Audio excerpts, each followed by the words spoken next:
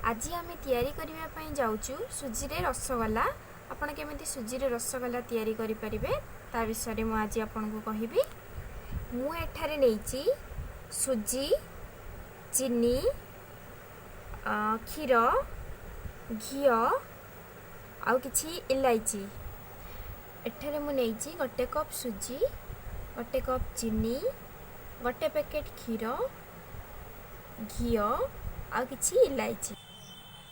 एबे पेन गरम हो गलानी। गोटे कप चीनी दे दबा। से कप रे गोटे कप पानी दे दबा।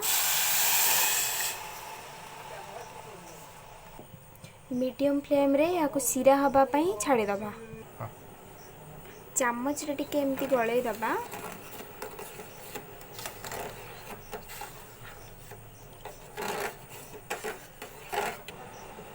मु एठारे दुईटा इलायची पकई दउची। रसगोल्ला पई सिराटा टिके पतला रहिबो, बेसी गाढ़ा करबानी। एबे हमें क्षीर दे दबा।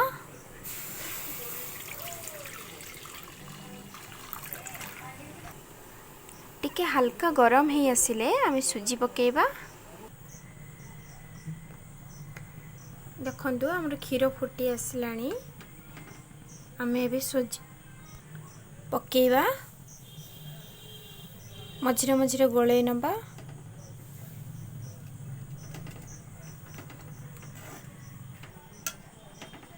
कंटिन्यू गोलेबा। 5 मिनिट परे आमर सुजीटा एमती देखा जिवो। तापर आमे एथरे घी ऐड करिबा।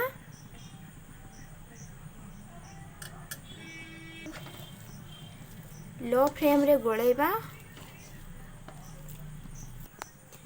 एथिरे गोटे चामच चीनी पकई देबे।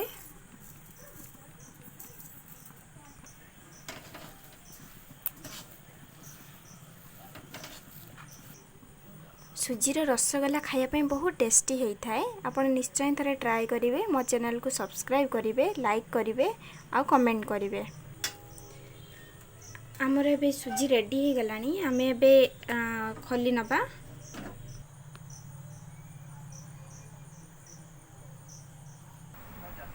एइथिरे किछि घी ऐड करिबा नबा।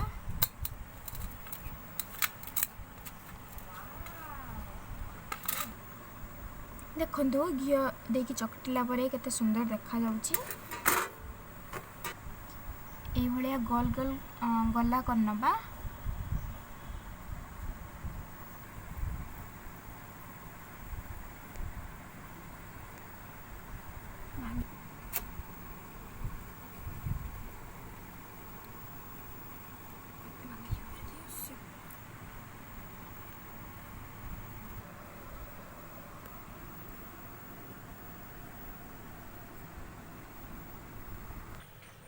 एबे हम सिरा रे बॉल्स गुड़ी को पकई नबा।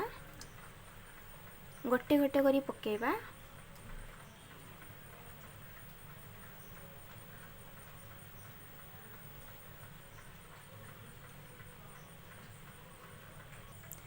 यह को कवर करिकी 5 मिनिट फुटेबा। आमे एबे ढांकुड़ी खोली दबा। देखंतु हम रसगोल्ला केते सुंदर देखा जाउची। आपण यार मजा नहीं पारिबे।